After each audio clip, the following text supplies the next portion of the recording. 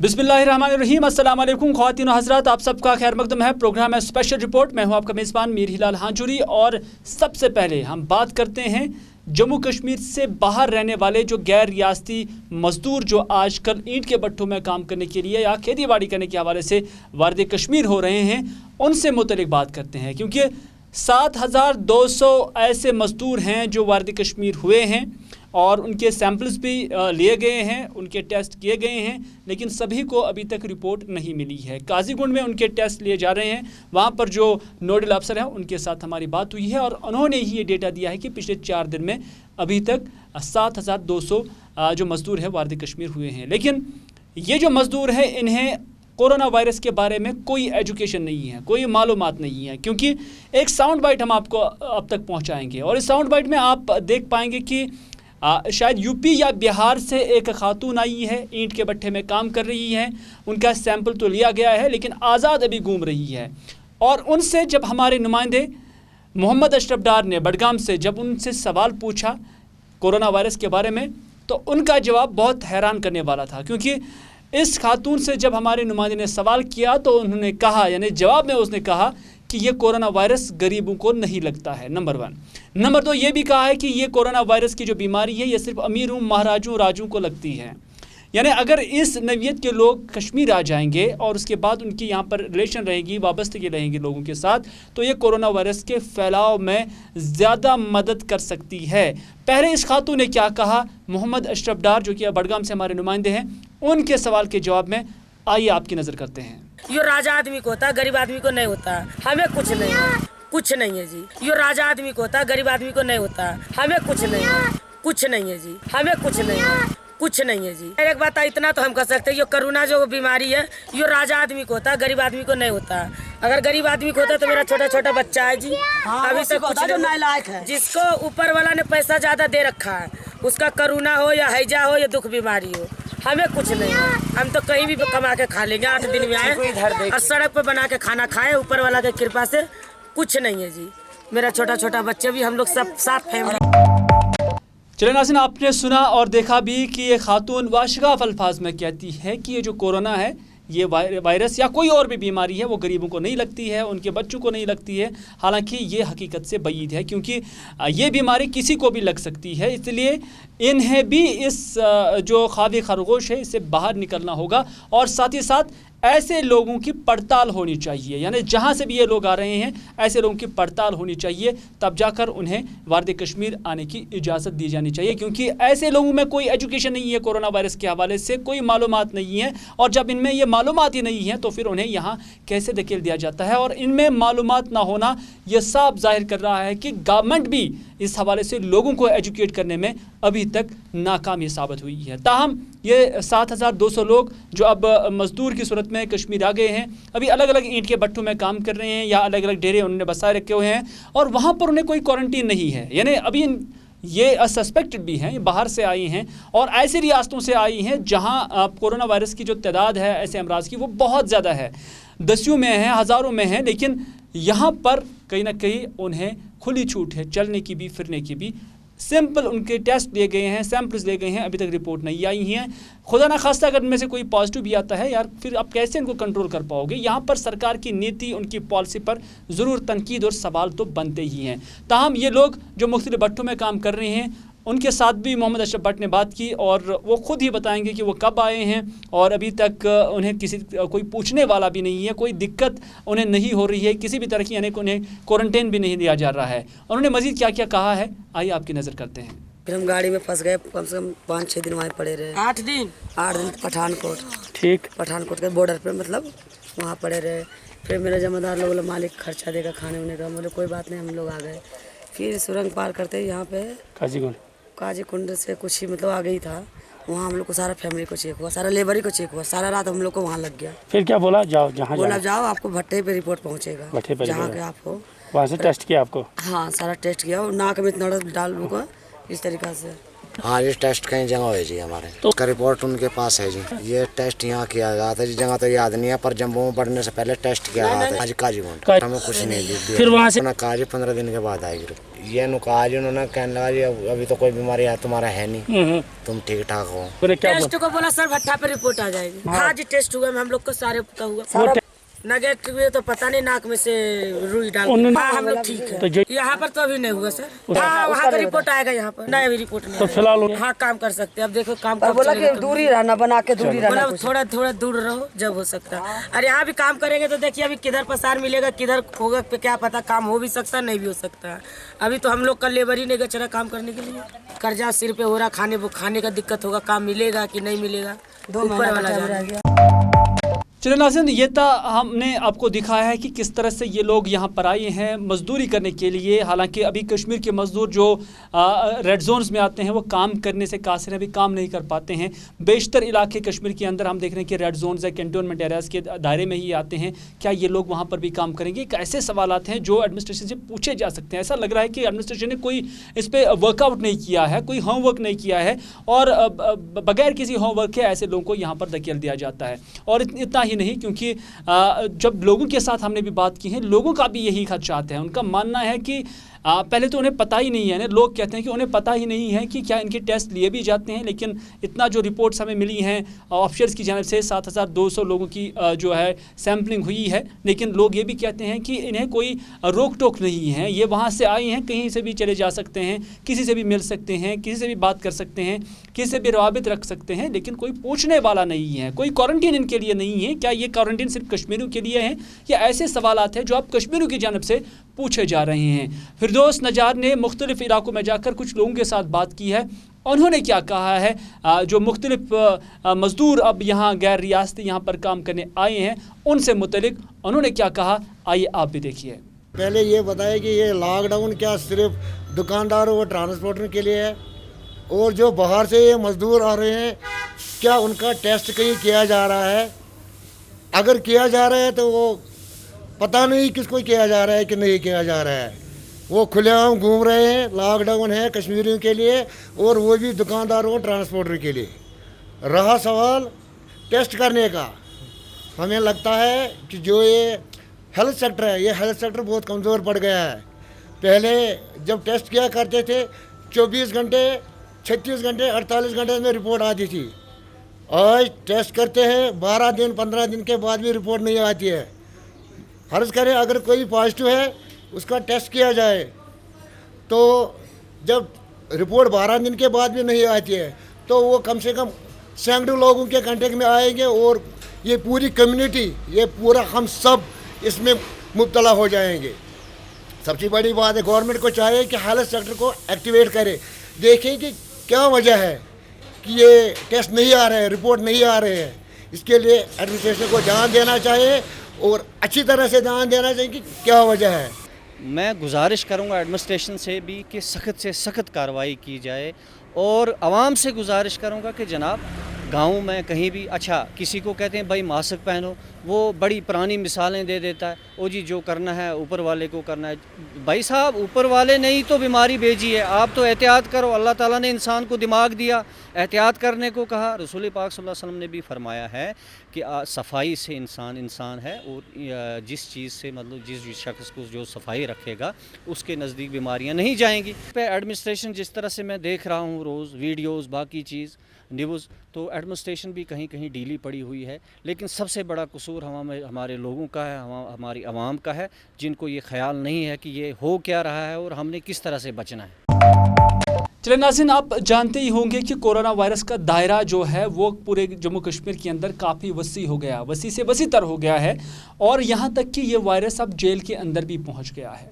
तो साफ जाहिर हो रहा है कि गवर्नमेंट या एडमिनिस्ट्रेशन नाकाम हुई है इस वायरस को वहाँ तक रसाई दिलाने में भी, क्योंकि वहाँ तक तो रसाई मिल रही है इस वायरस को। ये कैसे पहुँच गई है? जब आपको पहले ही पता है कि वो कैंटोनमेंट एरिया है, वहाँ हर किसी को जाने की इजाज़त नहीं है, तो फिर ये वायरस वहाँ तक कैसे पहुँचा है? एक सवाल जो एडमिनिस्ट्रेशन से ज़रूर पूछे जा रहे हैं। लेकिन अनंतनाग के अंदर जो जेल और सब जेल हैं, वहाँ पर भी कैदियों की ऐसी हालत है कि वहाँ पर बहुत सारे जो कैदी हैं वो पॉजिटिव आ गए हैं, और उनके लवाहिकीन में अब जो है वो परेशानी लाहक हो गई है। लेकिन आज एडमिनिस्ट्रेशन ने इस हवाले से जो जेल के अंदर मुख्तलिफ जेलों के अंदर अनंतनाग के ही जो पॉजिटिव केसेस हैं उनके हवाले से खैर आफियत जब उनसे पूछी तो उनका मानना है कि उनके रिश्तेदारों को घबराने की बिल्कुल भी ज़रूरत नहीं है, बल्कि ऐसे जो कैदी हैं वो बिल्कुल बस है तो सलामत हैं और उन्हें उनके लवाकिन को कोई भी फिक्र करने की ज़रूरत नहीं है। और ऐसे अमराज को, ऐसे कोविड पेशेंट्स को ज़रूरी इलाज मुआवजा भी पहुँचाया जा रहा है। मैं बायसित सुपरन जेल डिस्ट्रिक्ट अनंतनाग आपसे मुखातिब हूँ। हमने आपको इस वजह से मदऊ किया है ताकि हमारे जेल में कुछ पॉजिटिव केसेस आए हैं, जैसे कि आपने सुना होगा। तो चूँकि इनको एक्सेस नहीं है, जो हमारे इनिमेट्स हैं, डेटिन्यूज़ हैं, उनको एक्सेस नहीं है घर वालों के साथ। पहले तो हम उनको वहाँ से एक्सेस देते थे थ्रू गवर्नमेंट टेलीफोन से, मगर जब से ये पॉजिटिव केसेस कुछ आए तो तब से वो बंद है।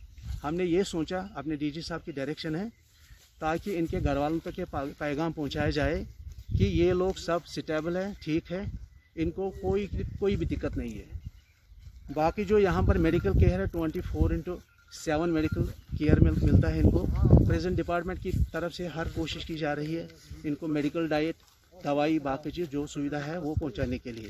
जो भी लड़के पॉजिटिव है या नेगेटिव है, सारे स्टेबल हैं, अच्छी कंडीशन में है, कोई सिम्टमेटिक नहीं है अभी, तो ये अच्छी बात है। और सबसे एक बात मैं आपको कहना चाहता हूँ कि हमारा जो फर्स्ट कोविड पेशेंट था ज़ोहर अहमद, वो कल डिस्चार्ज हुआ है, वो भी यहाँ पर ही लाया गया है, वो यहाँ पर क्वारंटाइन है हाई ग्राउंड में, और वो भी स्टेबल है। ये हमारे लिए खुशकिस्मती की बात है। तो बाकी भी लड़के जो भी हैं पॉजिटिव भी है, वो भी स्टेबल है, कोई चिंता करने की बात नहीं है। इनके घर वालों को हम पैगाम पहुँचाना चाहते हैं प्रेजेंट डिपार्टमेंट की तरफ से कि घबराने की कोई बात नहीं है, ठीक है।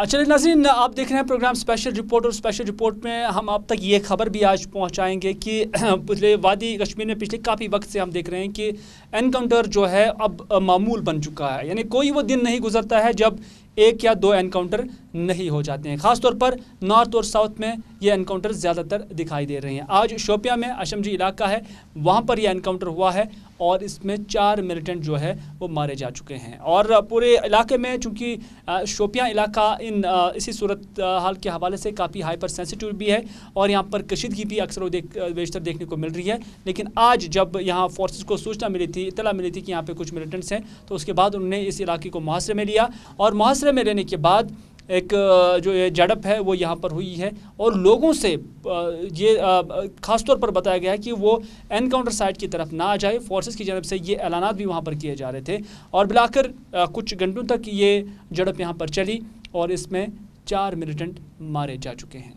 चले नाज़रीन, स्पेशल रिपोर्ट में अब हम बात करते हैं पीडीडी की, क्योंकि जो power development employees coordination committee है उनके बैनर तले आज शहर श्रीनगर में एहतजाजी मुजाहरा हुआ और ये मुजाहरा जो प्राइवेटाइजेशन है उसके खिलाफ हुई है। कुछ मामलात ऐसे मुलाजमीन की हैं जिन पर उन्हें खदशात हैं और अभी तक ये खदशात दूर नहीं हो पाए हैं। ये मुलाजमीन काफ़ी वक्त से हम देख रहे हैं कि जब से सरकार ने ये पॉलिसी लाई थी उसके फ़ौरन बाद ही ऐसे मुलाजमीन की जो शिकायतें और खदशात रहे हैं, लेकिन उनका मानना है कि अभी तक भी उनके खदशात दूर नहीं किए गए, उनके मसाइल हल नहीं किए गए। इनका मज़ीद क्या कहना है, आइए देखते हैं। पावर एम्प्लॉयज़ कोऑर्डिनेशन कमेटी की तरफ से आज एहतिजाज पर है और ये एहतिजाज हुकूमत की उस पॉलिसी के ख़िलाफ़ है जो महकमा बिजली को महकमाना हैसियत ख़त्म कर रहे हैं और इसे प्राइवेट हाथों के ज़रिए बेच रहे हैं। मुलाज़िमीन बिजली जो आज पूरे रियासत जम्मू कश्मीर के कोने कोने में आज एहतिजाज है वो और एहतिजाज सिर्फ़ और सिर्फ प्राइवेटाइजेशन के ख़िलाफ़ हो रहा है। मुलाज़िमीन ने पहले भी हुकूमत से मुतालबा किया था कि इस मनसूबे को वापस करो, लेकिन अब तक हमें ऐसा ये नहीं लग रहा है कि वो इसको वापस कर रहे हैं, बल्कि रोज़ नए नए आर्डर निकाल रहे हैं। जैसा कि हम सब वाकिफ़ है, कोविड है, महामारी है, तो हमें मजबूरन सड़कों पर आना पड़ता है। मजबूरी इसलिए कि गवर्नमेंट को भी चाहिए कि ये हुक्मनामे जो ला रही हैं कोविड का पास लिहाज करे और मुलाजमीन को सड़कों पर आने के लिए मजबूर न करे और इस मंसूबे को फ़ौरन ख़त्म करे और महकमा बिजली की महकमाना हैसियत को जल्द अज जल्द बहाल करे। चलिए नाज़रीन, अब बात करते हैं स्पेशल रिपोर्ट में पेशेंट डॉक्टर रिलेशन की, क्योंकि काफ़ी वक्त से हमें कहते आए हैं कि जब से कोविड हुआ है तब से इस रिलेशन पर, इस रिश्ते पर काफ़ी असरात मुरतब हुए हैं। और कल ही हमने देखा कि जो एक डॉक्टर है जिसकी तैनाती श्रीनगर के मेडिकल कॉलेज या SMHS हॉस्पिटल में है, वहाँ पर वो कल अटेंडेंट्स की जानब से जो है ताक़ुब का शिकार बनी है और उसके साथ साथ उस पर हमला भी बताया जा रहा है, किया गया है। लेकिन ये रिलेशन क्यों इस तरह ख़त्म हो गई है? क्या कोविड इस तरह ख़तरनाक है कि फिर डॉक्टर पेशेंट्स को देखा भी नहीं? क्योंकि पेशेंट्स की यही जो है यही इल्ज़ाम है उनका कि डॉक्टर्स जो है वो ठीक तरह से ट्रीटमेंट नहीं करते हैं, उनकी वो पेशेंट के सामने आते भी नहीं है। इनका ये भी मानना है कि जो पैरामेडिक्स है वो भी उन्हें इंजेक्शन या ग्लूकोज या ड्रिप जो भी कुछ लगाना होगा तो उसमें भी वो बहुत देरी लगाते हैं, जिसकी वजह से पेशेंट सफ़र कर रहे हैं। और उनका मानना है कि इसी वजह से इस तरह की जो रिएक्शंस अब हॉस्पिटल के अंदर जो है आ रही हैं। सईद रूफ फारूकी मेरे साथ है। रूफ, अब हमने देखा कि आज की डेट में श्रीनगर के SMH हॉस्पिटल में जो डॉक्टर साहिबान हैं वो अब जो है प्रोटेस्ट भी करने लगे हैं और सुबह से ही हमने देखा कि पार्क में वो बैठे हुए थे। क्या कुछ कहना चाहेंगे, क्या कुछ हुआ है, क्या कौन सी नज़र लग गई है अब डॉक्टर्स और पेशेंट रिलेशन को? देखिए हिलाल, अगर डॉक्टर्स की हम बात करें तो कई लोग इनको नेक्स्ट टू गॉड कहते भी थे, मगर जहां हम कोविड की वजह से बात करें, कोविड की वजह से काफ़ी ज़्यादा मामला सामने आए हैं। जहां हर एक, हम SMH की आप बात कर रहे हो, SMH को छोड़ के हर एक अस्पताल से ये शिकायत आ रही है कि जो डॉक्टर्स है, सीनियर डॉक्टर्स, वो तो वार्ड को अटेंड ही नहीं करते हैं, पेशेंट की तरफ जाते भी नहीं है, जिसकी वजह से जो पेशेंट है उनके जो साथी होते हैं वहाँ पे तीमारदार, उनमें काफ़ी इस हवाले से गम गुस्सा है और कई बार उन्हें गम गुस्से का इजहार भी किया है। क्योंकि जहाँ आप डॉक्टर को खुदा के बाद दर्जा देते हैं, इसका मतलब है कि अगर आपकी जान की हिफाजत कर सकता है वो सिर्फ एक डॉक्टर कर सकता है। और जब डॉक्टर इन हालात में आप इस ऐसा बिहेवियर हो गया है डॉक्टर की कि डॉक्टर आपकी तरफ देखता भी नहीं है, आपके नज़दीक भी नहीं आता है, तो कैसे एक डॉक्टर के साथ रिलेशन की हम बात करें वो बेहतर हो सकते हैं। SMH में ऐसा ही वाक़ा पेश आया जहां बार बार लोगों की शिकायत रहती है कि जो हमारे वहां पे पेशेंट्स है कोविड की वजह से या कोविड के बाहर भी जो अभी पेशेंट्स हैं उनके साथ किस तरह का बिहेव किया जा रहा है। अब दूर दूर से पेशेंट को रूफ अगर देखा जाए तो डॉक्टर पर हमला करना ये मुझे नहीं लगता है कि एक मुनासिब अमल है, ये बिल्कुल गैर इखलाकी अमल है। लेकिन जब हम देखते हैं कि जब एक पेशेंट को केयर नहीं मिलता है और इन सर्कमस्टेंसेस में जब उसकी फैमिली क्वारंटीन होती है और उसके बाद वो खुद आइसोलेशन में होता है और उसके बाद उन्हें ट्रीटमेंट नहीं मिलता है, तो आपको नहीं लग रहा है कि ऐसी ग्रीवेंसेस लोगों की बहुत सही है? देखिए हिलाल, हम ये कह सकते हैं कि डॉक्टर पे हमला करना इसका जवाज़ नहीं बनता है। आप डॉक्टर पे हमला नहीं कर सकते, वो इखलाक के खिलाफ है। और डॉक्टर आपका काम भी करता है, आपके पेशेंट को देखता भी है, मगर कोविड की वजह से एक तो लोग कोविड की वजह से परेशान, जो उनके लोग हैं जो लवाकिन है जो पॉजिटिव आए, फिर उनकी फैमिलीज परेशान है। जब बाप अंदर एडमिट होगा कोविड की वजह से, बाहर उसके जो बेटे होंगे उनको बोला जाएगा कि इस तरह आपके बाप को परेशानी है, आप मेडिसिन बाहर से लाओ, उनको टाइम पे इंजेक्शन नहीं मिलेगा, तो जाहिर सी बात है वायलेशन तो होगी, वायलेशन बनती है वहां पे। और अभी अब फिलहाल मैं आपको बताऊं, अब जब यहाँ पे हालात ये है कि कल 600 पॉजिटिव केस हमारे सामने आए हैं, आज डॉक्टर्स SMH के डॉक्टर्स वहां की पार्क पे बैठ के एहतजाज कर रहे हैं। क्या अभी टाइम है एहतजाज करने का? आप सॉर्ट आउट कर सकते हैं मसले को, आप एडमिनिस्ट्रेशन के सामने ला सकते हो, अभी एहतजाज करने का क्या फन है? और जहां एहतजाज आप करोगे वहां अंदर अस्पताल में कितने लोगों की जान जा सकती है, किसी को अंदाजा है? बिल्कुल सही बात है।